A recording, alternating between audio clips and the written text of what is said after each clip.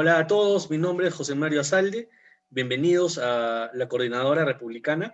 El día de hoy estoy con un connotado jurista y también magistrado, el doctor Tomás Aladino Gálvez, que seguramente ustedes lo conocen, lo han escuchado en sus intervenciones en medios de comunicación. Eh, Gracias, doctor Gálvez, por darnos la oportunidad de conversar con usted y poder quitarle estos poquitos minutos de su agenda. Entiendo que usted está bastante ocupado. Al contrario, muchas gracias por la oportunidad y estamos a tu disposición. Bien. Doctor, vamos a abarcar, digamos, dos temas en esta entrevista. Uno está vinculado directamente a el rol que ha cumplido y viene cumpliendo el Poder Judicial y el Ministerio Público en esta, creo que evidente crisis política, social, económica, sanitaria que está viviendo el país. Me gustaría saber cuál es su opinión al respecto. Bueno, habría que verlo desde la perspectiva de la crisis política por un lado y por otro lado de la crisis sanitaria, que aun cuando se diferencian claramente, están de todos modos entrelazadas, ¿verdad? Desde la perspectiva política, lamentablemente, el Ministerio Público, el Poder Judicial, en estos últimos tiempos, por estos últimos gobiernos y sobre todo por los personajes que han aparecido en la escena política, social y económica, como es el caso de esta empresa Odebrecht y demás consorciadas y otros funcionarios involucrados en esta, prácticamente los interesados en encubrir y proteger a estas empresas y a Odebrecht, prácticamente han tomado a estas dos instituciones, al Ministerio Público y al Poder Judicial, sobre todo al Ministerio Público. Y en estos casos importantes de connotación política, social y económica, prácticamente el Ministerio Público solo se ha dedicado a trabajar a favor de estas empresas, especialmente de Odebrecht, y ciertamente está cumpliendo un triste papel en este momento. No todos los fiscales, ciertamente, con honrosas excepciones, inclusive ni siquiera todos los del equipo especial, Lavajato, sino especialmente estos señores Vela Pérez, la fiscal de la Nación, y Pablo Sánchez y otros fiscales que lamentablemente, como repito, se han dedicado a trabajar y a defender los intereses de estas empresas. En el Poder Judicial también hay algunos jueces que siguen este mismo camino, influenciados por estas empresas, por estas ONGs y sobre todo por la prensa. Y además de influenciados, también atemorizados, porque realmente no pueden expresar, no pueden tomar una decisión imparcial, porque la prensa, sobre todo la prensa oficial, ya los condena, ya toma las decisiones de antemano. Prácticamente los que resuelven los conflictos, los que resuelven los casos, los que imponen las condenas y toman las decisiones a nivel del Ministerio Público y del Poder Judicial, es la prensa. ¿Por qué? Porque una vez que marcan tendencia, que se pronuncian estos señores periodistas mayoritarios, el fiscal y el juez ya no está en condiciones de contradecirlos. Y hay que ver casos concretos, uno grave, por ejemplo, de un momento en que el Tribunal Constitucional se pronunció en contra de lo sostenido por estos medios. Prácticamente se levantaron todos, lo trituraron, lo amedrentaron y ciertamente tuvo que prácticamente desdecirse miembro del Tribunal Constitucional. Y peor, inclusive en el Congreso. Recordarás que un congresista, Aliaga me parece, opinó que sería bueno investigar a esta empresa Odebrecht. Le salió toda la prensa, le sacaron cosas ciertas y no ciertas. Lo cierto es que lo amedrentaron y el congresista renunció a la comisión de fiscalización, renunció prácticamente a investigar y a todo, y no supimos más de él. Lo cual significa, pues, y contestando ya la pregunta en el ámbito político, de que lamentablemente el poder político, con los medios de prensa y algunas ONGs y otros interesados, han capturado a las instituciones del Ministerio Público específicamente y parte del Poder Judicial y se pronuncian conforme a los intereses de este poder mediático, de este poder político. Eso en cuanto a lo político. En cuanto usted está identificando entonces, digamos, una problemática bastante compleja en la que intervienen estas empresas cuestionadas, ¿no?, por actos de corrupción, que todavía siguen operando en el país, ¿no? Nadie les ha puesto ningún límite, ¿no? Aliadas, coludidas con los medios de comunicación, ¿no? Y también con la presión mediática y tal vez también con la cooptación de algunos operadores jurídicos, ¿no? Llámense jueces, llámense secretarios. Entonces, estamos hablando de un sistema, digamos, de corrupción que se ha vuelto ya una estructura, ¿no? Una estructura de corrupción que mantiene al país prácticamente secuestrado en manos de una mafia de estas empresas que no quieren, digamos, que las cosas se esclarezcan y se establezcan responsabilidades, ¿no? Entonces, claro, ahora, claro, por mira, ejemplo, con respecto al tema del rol de la prensa, ya en su momento el congresista Mulder propuso la ley de medios, ¿no? Que luego fue, digamos, cuestionada por el Tribunal Constitucional, pero yo creo que sí es necesario tal vez volver a replantear la necesidad de una ley de medios, tal vez no con el extremo rigor de la ley Mulder, que, digamos, prohibía la posibilidad de que haya publicidad estatal en medios privados, sino tal vez estableciendo algunos topes, ¿no? Tal vez habría que replantear ese tema y por otro lado también replantear la posibilidad de que estas empresas sigan contratando con el Estado, ¿no? para Es, evitar digamos, más bien, para uh-huh, evitar que sigan contratando con el Estado, así porque es. siguen el mismo modo de trabajo. En realidad, pues, podemos decir algunos jueces que están más o menos en esta situación, pero desde el Ministerio Público lamentablemente es la cabeza. Y cuando está la cabeza, ya no podemos hablar únicamente de algunos fiscales, sino de un comportamiento institucional, y eso es lo grave. Y como quiera que la Fiscalía de todas maneras es un brazo armado, si se quiere, estos poderes mediáticos o políticos tienen el brazo armado de la Fiscalía. Y ese es un gran problema que la verdad que en este momento, como ya es de público conocimiento, prácticamente se ha judicializado las decisiones políticas, económicas, etcétera. Y ese es un gran problema porque prácticamente la institucionalidad democrática ha sido socavada. Y ese es un gran problema, sobre todo en este momento de elecciones, de un lado. Y de otro lado, pues esto, efectivamente, si es que estas empresas siguen teniendo influencia en la vida política y económica del país, todavía estamos bajo en sus manos, porque recordarás que esto ya es repetitivo, ¿no es cierto? Que un ministro dijo que esta empresa pone y saca presidentes. Ese poder todavía lo tiene. ¿Por qué? Porque tiene la información de con qué funcionarios ha incurrido en actos de corrupción. Entonces, alguien que diga algo lo amenaza de inmediato con sacar la información. Y ellos no tienen problema en sacarlo o no sacarlo, porque están en su país, con la protección de los fiscales, tienen la plena seguridad que no les va a pasar nada. Pero sí tienen la información para amenazar, amedrentar e imponer condiciones en la vida política de nuestros funcionarios y de nuestro país. Obviamente que eso es una realidad. En una anterior entrevista al doctor Villestein, imagino que usted también lo debe conocer muy bien, el doctor Villestein, él criticaba duramente esta figura de los colaboradores eficaces.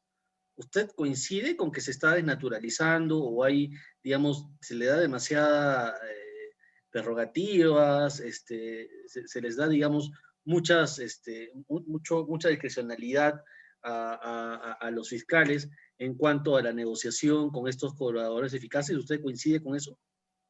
Mira, la colaboración eficaz como un instrumento de investigación es incuestionable, es fenomenal, es importantísimo. Pero ¿cuál es el problema? esa institución de colaboración eficaz en manos de fiscales totalmente parametrados, que actúan para proteger determinados intereses, obviamente se convierte en un instrumento de encubrimiento para sus intereses, para las personas que quieren proteger, y en un instrumento de persecución para los que quieren, para los que no son afines, para los que quieren perjudicar. Y en ese sentido, en este momento, especialmente el manejo de ciertos fiscales y especialmente de Vela y Pérez, la colaboración eficaz está siendo totalmente instrumentalizada para favorecer intereses determinados y para perseguir a otras personas que sean incómodas. Entonces, eso sí es grave, pero en general, por ejemplo, el caso del fiscal Juárez, que sacó esta información respecto a Vizcarra, si no hubiese habido esa información, no hubiese pasado nada hasta este momento, ¿no es cierto?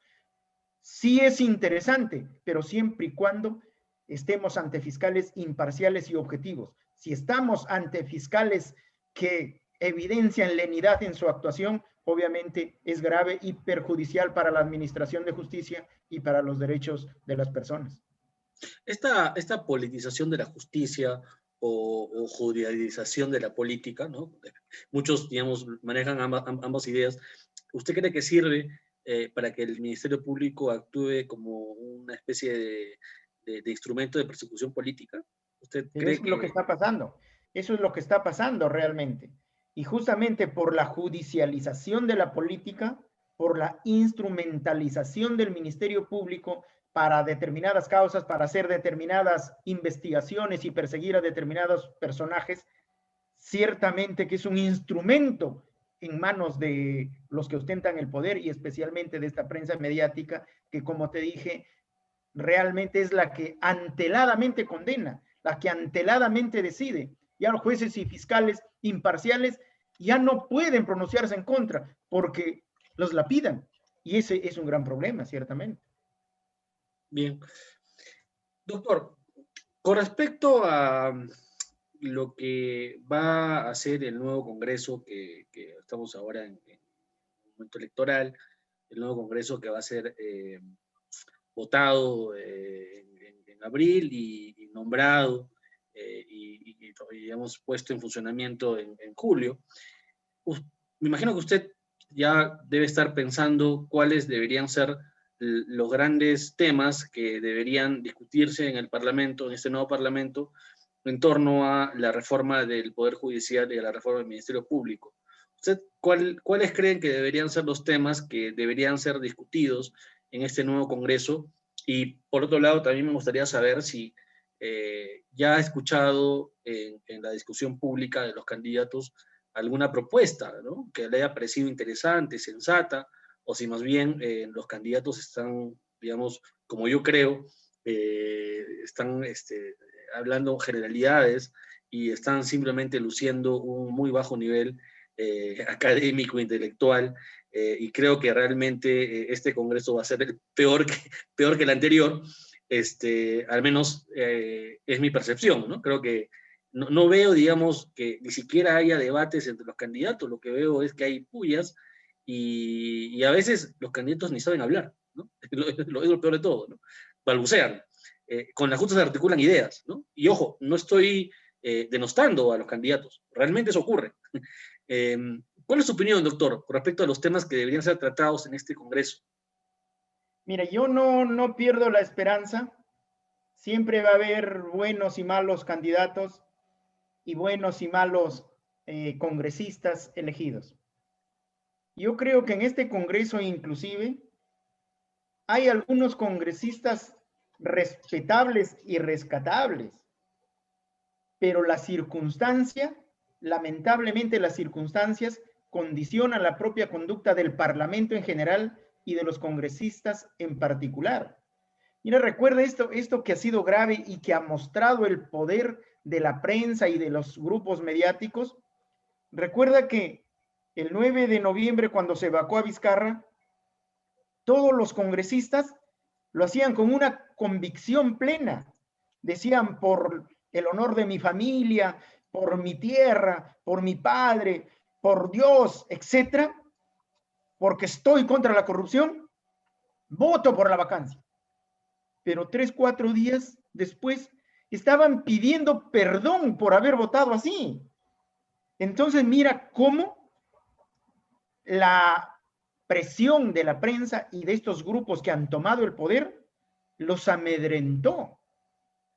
E inclusive una minoría, creo que 18, 19 congresistas, tomaron el poder del Ejecutivo y del Legislativo, cosa que nunca se ha visto. En eso sí, todos los congresistas han mostrado ser pusilánimes, definitivamente, porque no supieron defender sus posturas, sus posiciones, sus ideas.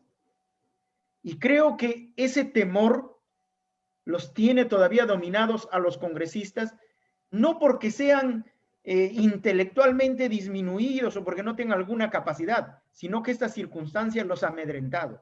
Y no es una que ellos perciban un temor, sino que es una presión, un amedrentamiento real, con los brazos armados del Ministerio Público, del mismo Congreso, del Poder Judicial, de la policía, etcétera. Entonces, hay razones para sentirse amedrentados. Entonces, si queremos hacer una evaluación de este Congreso, una evaluación imparcial, creo que no tenemos las condiciones para eso.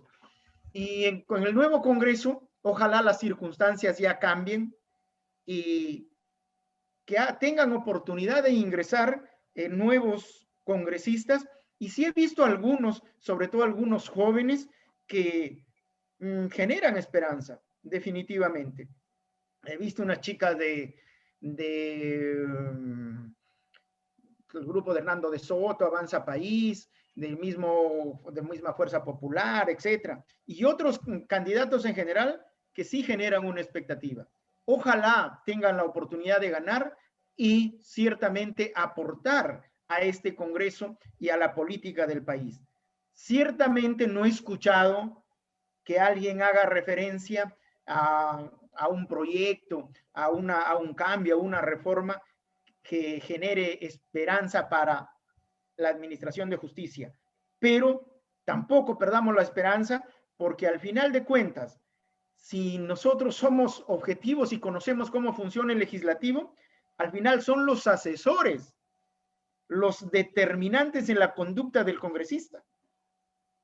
Y esperemos que tengan un buen tino, que se hagan asesorar bien, que tengan un buen criterio, que sean objetivos y lleven proyectos importantes al Congreso. Desde mi perspectiva, yo creo que hay dos tareas pendientes importantísimas, sobre todo para la investigación del delito en general y para la organización del Ministerio Público. Porque mira, tenemos la ley orgánica del Ministerio Público que es de 1981, más o menos ya hace 40 años, cuando la Constitución era otra, el Código Penal era otro, todas las normas han cambiado, menos la ley orgánica del Ministerio Público. Por eso es que tenemos este dominio total del fiscal de la Nación. El fiscal de la Nación prácticamente es el señor feudal del Ministerio Público, porque es el funcionario más poderoso después del presidente de la República en nuestra estructura orgánica del país. Y en consecuencia, tiene que ser una entidad más organizada, más estructurada conforme a niveles y a competencias. No asumir exclusivamente o no dejar la competencia exclusivamente en manos del fiscal de la Nación. Que si este fiscal de la Nación se alinea a intereses no santos como está sucediendo ahora, tenemos a la institución totalmente sometida. Y eso sería grave. Por eso, un punto clave es, en primer lugar, para la Administración de Justicia, una nueva ley orgánica del Ministerio Público que genere las condiciones para el funcionamiento adecuado de esta institución en cumplimiento de sus funciones.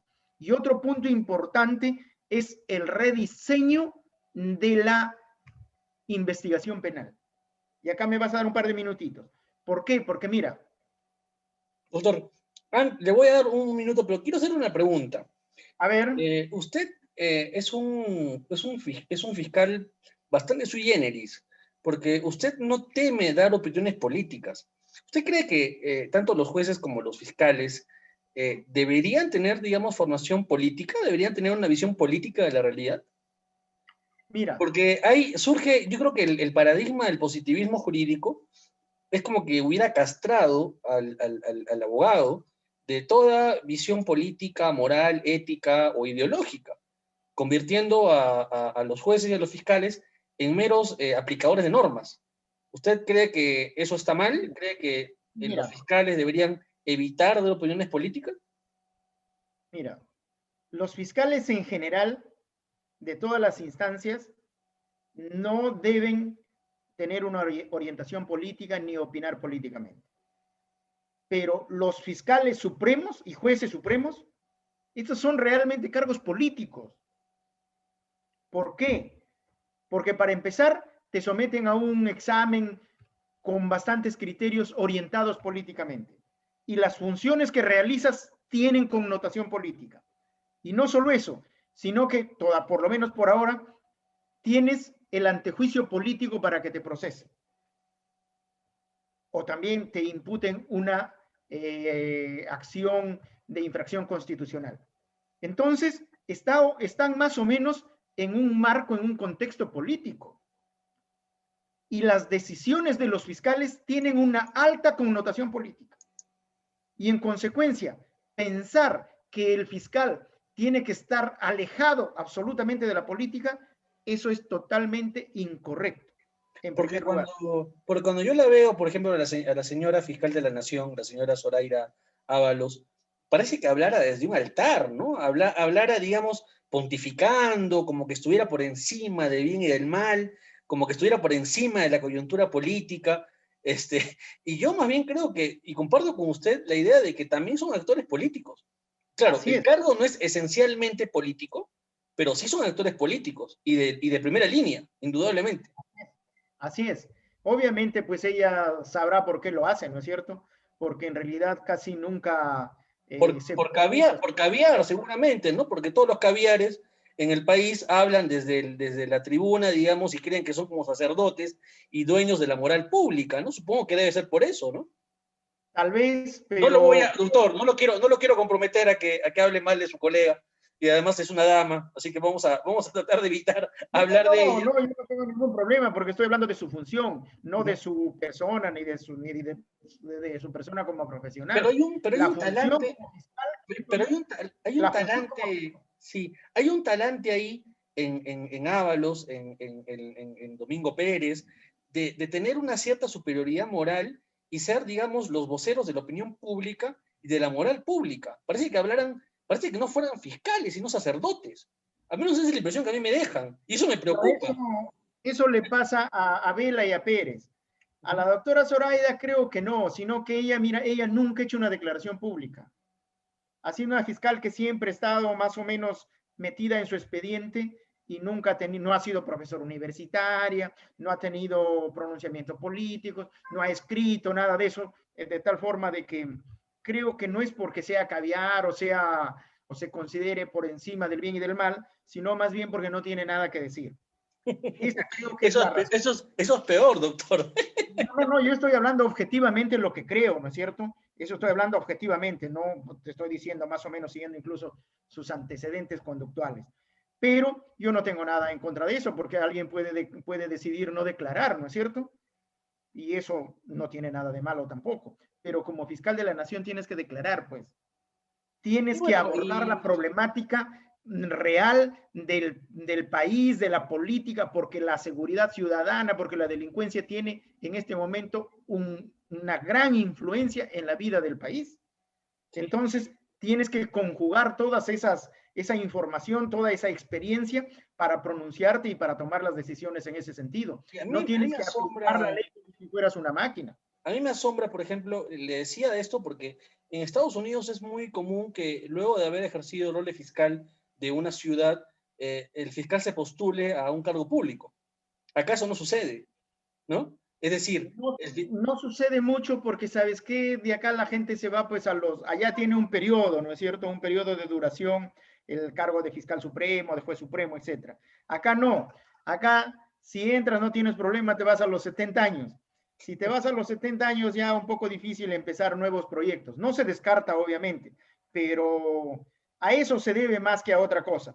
pero ciertamente yo soy profesor de política criminal, de derecho penal, metodología de la investigación, tengo algunas maestrías, un doctorado, y soy He profesor de hace tenido, mucho tiempo. he tenido la oportunidad de leer algunos artículos suyos, doctor, así que Gracias, gracias. Entonces eso también confirmo su me da calidad. información para compartirla con cualquier circunstancia, en cualquier auditorio, y también tener la información como para poder aportar a la resolución de los conflictos sociales, políticos, económicos y sobre todo jurisdiccionales de nuestro país. Doctor, lo corté. Iba a hablarnos acerca de replantear el proceso Claro, penal. es cuando tú me preguntabas qué deben hacer los nuevos congresistas, y ciertamente, el primero, definitivamente, que es súper importante, es sacar una nueva ley orgánica del Ministerio Público, convocando a los mejores especialistas y también a los fiscales, en primer lugar.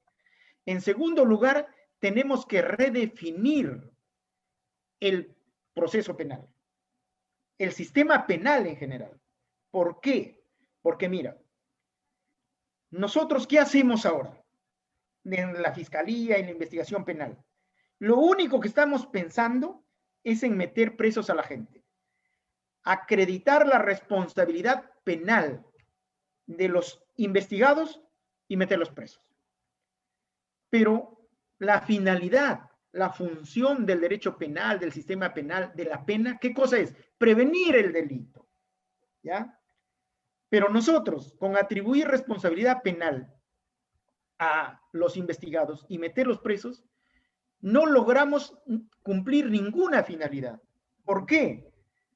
Porque si los metes presos, desde allá están organizando, creando sus organizaciones criminales, están llamando para planificar los delitos, etcétera. Y sobre todo, los penales tienen hondo contenido criminógeno, es decir, potencian la capacidad delictiva de los condenados o de los que están presos. Si llegó un primerizo, sale un especialista. Entonces, con meter preso a la gente, ¿logramos prevenir el delito, que es la finalidad del sistema penal? No, nada. Pero pareciera ahí, doctor, que hay una disociación entre, por ejemplo, el nuevo Código Procesal Penal. Bueno, no es nuevo, ¿no? Pero todavía no está completamente implementado, por ejemplo, en algunas partes de Lima, ¿no? Que tiene una orientación, digamos, acusatorio garantista y todavía la visión inquisitiva de muchos jueces y fiscales. Entonces, parece que se ha querido hacer una reforma normativa, pero el problema no es la norma en sí, el problema es el talante que asume el fiscal y el juez durante el proceso. No necesariamente. ¿Por qué? Porque la norma, el Código Procesal Penal, el Código Penal y obviamente el Código Procesal Penal está orientado a acreditar la responsabilidad penal del imputado. ¿Para qué? Para meterlo preso. Tanto es así que si el delito es más o menos grave, de arranque ya estás pidiendo la prisión preventiva. ¿Por qué? Porque quieres asegurar que la pena privativa de libertad se cumple. Estás pensando en la medida cautelar de prisión preventiva. Es casi como adelantar, digamos, una posición con respecto ya a la sentencia, ¿no? Es como un adelanto de posición. Pero por eso justamente te decía en qué consiste la redefinición o el replanteamiento del proceso. ¿En qué consiste? Eso es lo que tenemos ahora. Buscamos imponer la pena privativa de libertad y con eso no ganamos nada en términos de prevención. ¿Ok? Y la criminalidad, el delito crece, crece y crece. Ya nos ha absorbido que ahora uno de los grandes problemas es la inseguridad ciudadana. ¿Verdad? Muy bien, pero el sistema penal tiene que aportar en términos de prevención, digamos, grados elevados de ese objetivo, de esa prevención. Y no está cumpliendo, para nada. ¿Cómo vamos a seguir con lo mismo? Es como, por ejemplo, ya tuvimos la cuarentena, que fue un fracaso total. ¿Por qué reincidimos con la cuarentena? ¿Va a ser distinto? No va a ser distinto. Un científico decía que es recontra loco y torpe aquel que con lo mismo busca esperar resultados diferentes. ¿No es cierto? Entonces, si ya nos convencimos de que el sistema penal no nos está produciendo nada en términos de prevención, tenemos que redefinir las cosas. ¿Y sabes cuál es la clave? La clave es identificar cuál es la causa de los delitos.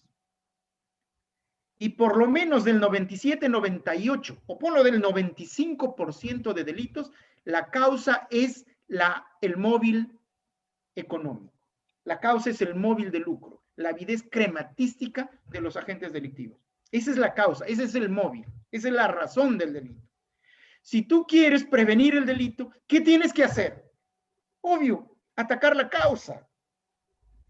En este momento, cualquier persona que comete un delito siempre gana con esa acción delictiva. En buena cuenta, el delito es un negocio totalmente rentable. ¿Por qué? Porque tú cometes el delito para obtener un beneficio. Ponte, yo soy alcalde, tengo $1.000.000 de mi municipalidad, lo evalúo. ¿Me quedo con el dinero o no? Evalúo que de repente nunca me van a investigar y si me investigan no hay problema, pago un poco al abogado, etc. Y salgo, la libro y ya me quedé con $1.000.000. Mira, el delito es un negocio rentable porque el delincuente siempre hace suyo las ganancias ilícitas del delito, el producto del delito. Entonces, ¿por qué se cometió el delito? Para obtener el beneficio. En todos los delitos obtienes el beneficio. ¿Cuál es el mensaje? Cometan delitos, pues, así se gana. Es un gran negocio, no sean tontos. ¿Te das cuenta? Ese mensaje tenemos que revertirlo. ¿Qué tenemos que decir? Con el delito siempre pierdes. No como ahora, que con el delito siempre ganas. Pero es muy común en los abogados que ejercen el derecho penal el saber que cuando uno pide, digamos, la reparación civil en la vía penal, siempre el monto es menor. Por eso es que se van a la vía civil, ¿no? Eso quiere decir nuevamente que, y en base a lo que usted dice, ya se sabe de antemano que, digamos, dinero como compensación por el delito cometido no va a haber, o va a haber muy poco. Pero sabes que no, esa es la reparación civil, es esto, por eso te decía de ahí que dame un par de minutos porque es un poquito complicado, pero tratemos de que se entienda. Entonces, mira, en este momento el delito es un negocio. ¿Por qué? Porque el delincuente siempre hace suyo el producto del delito, el beneficio que persiguió. Punto. Eso tenemos que cambiar. ¿Cómo? Diseñando una investigación, un proceso penal orientado a realizar una investigación patrimonial del delito. De tal forma que tú no estés pensando exclusivamente en meterlo preso, prisión preventiva, no, en eso se agotan los fiscales. Eso es intrascendente. ¿Qué tenemos que hacer? Ubicar la ruta del dinero, identificar dónde está el producto del delito. Ahora es totalmente fácil, ¿eh? Ahora es totalmente fácil, eso ya no es difícil. Identificar el producto del delito. Y una vez que lo identificamos, incautarle y decomisarle. Punto. El producto del delito, ¿eh? O sea, lo que obtiene con el delito. Por ejemplo, si obtuvo de peculado, pues $1.000.000, ya, le quitamos ese millón, lo perseguimos, pero además lo obligamos a pagar la reparación civil por el daño causado. Eso no lo paga con el producto del delito, sino con sus bienes lícitamente obtenidos. La obligación resarcitoria es otro concepto. El decomiso e incautación es la persecución del producto del delito, de los efectos y ganancias, o de las ganancias ilícitas, como diríamos. Entonces, mira, lo investigamos de tal manera que identificamos las ganancias ilícitas, le quitamos las ganancias ilícitas y además le hacemos pagar por el daño causado y además le hacemos pagar las costas procesales. De tal forma de que este señor que cometió el delito, que buscó ganar $1.000.000, al final sale perdiendo 500,000 soles de su plata, además de que le quitaron los beneficios el producto del delito. Eso es lo que se tiene que diseñar. Doctor, ha sido realmente una clase de derecho penal. Le agradezco mucho por habernos brindado estos minutos. Comparto plenamente su posición. Creo que no estamos viviendo el mejor de los momentos en el ámbito de la justicia, y esto, como usted bien describió al inicio, se puede ver a la presencia de estos grupos empresariales que quieren actuar fuera de la ley, a los medios de comunicación cómplices, ¿no? Mermeleros, ¿no? y también, indudablemente, a la ideología, ¿no? A esta ideología, bueno, yo lo he nominado caviar, pero me parece que usted no comparte necesariamente el término, pero que tiene que ver con esta suerte de superioridad moral, ¿no? De que tienen una mayor autoridad moral sobre uno, ¿no? Que lo ven a uno como que fuera pues un ser imperfecto, un pecador, ¿no? Y que ellos, pues, la moral de ellos es la moral que debe primar, ¿no? Y fuera de esa moral, pues, no hay otra moral posible, ¿no? Y ahora, Y que usted lo ha dicho, que eso es fascismo, ¿no? definitivamente, Es un neototalitarismo, ¿no? claro, es un neototalitarismo. Y ni hablar, ¿y sabes qué? Y ellos no aceptan ninguna discusión porque saben, en el fondo y en conciencia saben lo endeble que es su posición. Por eso nunca van a debatir, nunca van a conversar. Si tú le dices algo en contra, ya eres fujimontesinista, o eres de la ultraizquierda, o eres corrupto, etc. ¿Ya? Y fíjate, en este poco tiempo que prácticamente han accedido al poder, la corrupción se ha multiplicado. Y así ellos se consideran depositarios de la moral pública. ¿Te das cuenta? O sea, en realidad es, como se dice, pues un cinismo a prueba de balas, ¿no? Doctor, una última pregunta. Ahora sí, con Sí, eso terminamos. ya está bien. ¿Usted no considera que ya desde una perspectiva política hay un intento de un sector radical de la izquierda de querer, digamos, agudizar las contradicciones y querer llevar al país digamos, a una situación de caos? Y que esto no solamente lo vemos a través de la pandemia, sino a través de las medidas económicas torpes que está realizando el gobierno del señor Vizcarra y del señor Sagasti, el rol, digamos, el desprestigio del Congreso de la República, la falta de legitimidad de la clase política, de los partidos políticos, y el gran cuestionamiento del Poder Judicial y del Ministerio Público. ¿Usted no cree que hay un plan, digamos, para imponer un sistema chavista, evista, kirchnerista, no sé, en una de sus No, variantes mira, en el país? mira, yo creo que esta gente no tiene capacidad ni para eso. Si tuviera alguien que los titiritee, podría ser, pero que se sepa no existe, sino que estos quieren tener el poder porque se han acostumbrado a usufructuar el poder, vivir del poder, son unos parásitos ligados al poder y lo que quieren es aprovecharse lo más que puedan y asegurarse un tiempo largo usufructuando el poder. No están pensando en un caos, en una anarquía, ellos no, porque además no les conviene.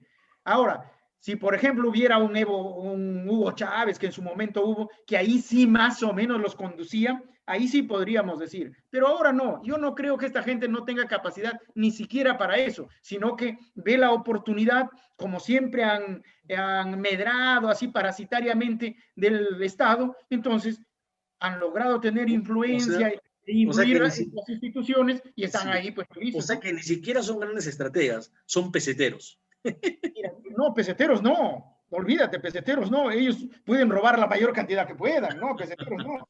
Lo que sí son, ¿sabes qué? Incompetentes. Tú discute con cualquiera de ellos. Sabes que eso es una persona que ni siquiera razona bien. En el Congreso estaba ahí discutiendo con un congresista ahí de esas facciones. Y la verdad que no, ni siquiera puede mantener un razonamiento adecuado. Todo lleno de falacias su razonamiento, lo que revela pues una pobre formación, pero sobre todo un nivel intelectual pues esto subestándar, ¿no? Doctor, ojalá que se anime algún día a dar el paso a la política. Mira, de momento yo soy fiscal. Si dejo de serlo, tendré que buscar algún espacio y sobre todo también emprender nuevos proyectos, porque me considero todavía con la suficiente energía como para recomenzar. O sea, todo dependerá de que si sigo como fiscal o no. Creo que no ha habido en la historia fiscales que han llegado a ser presidentes, ¿no? Me parece que no. No, pues por el momento todavía, pero nunca se descarta, ¿no? Bueno, doctor, puede ser que se anime en las próximas elecciones. Seguidores va a tener. De momento yo soy fiscal, de momento yo soy fiscal y como fiscal no puedo realizar actuaciones políticas, aunque no me pueden impedir mi pensamiento político, ¿no? Y yo lo exhorto a que en un momento piense en lanzarse en la política porque tiene usted una visión bastante clara de lo que está pasando y creo que eso es lo que se necesita ahora de parte de los dirigentes políticos. Creo que están, como usted dice, completamente desorientados, ni siquiera son capaces de elaborar estrategias, y sí, están pensando básicamente en mantener sus cuotas de poder dentro del Estado y nada más. Doctor, le agradezco mucho, espero que no sea la última vez que podamos conversar. No, pues, llámame nomás, no hay problema. Le agradezco y ojalá que también podamos de repente reunirnos con algunos chicos, estudiantes universitarios que puedan hacerle algunas preguntas. Como estoy suspendido, estoy con tiempo. Bueno, doctor, sí, yo me solidarizo con usted y creo que con el tiempo su nombre va a ser, digamos, reivindicado. Yo creo que es necesario resarcir este acto arbitrario que han cometido contra usted. Y creo que finalmente que a usted lo traten de esa manera, en este contexto, digamos, de inmoralidad, debe ser un motivo más bien de orgullo que esta gente, ¿no? Que esta gente, digamos, mediocre, infeliz, ¿no? Lo trate de esa manera, ¿no? Al menos yo lo veo por ese sentido, ¿no? Que una gente de esta calaña te trate de esa manera, bueno, eso quiere decir que estamos en el buen camino, ¿no? Lo malo es que han tomado el poder, pues, y esa gente de esta calaña en el poder es capaz de cualquier cosa, y ahí se complica la situación. Bueno, pero vamos a tratar de estar siempre vigilantes, doctor. Y creo que en eso la coordinadora republicana y muchos que estamos comprometidos con esto, estamos atentos, vigilantes con respecto a lo que va a suceder. Doctor, le mando nuevamente un fuerte abrazo y seguimos en contacto. Muchas gracias. Muy buena noche. Igualmente, cuídese.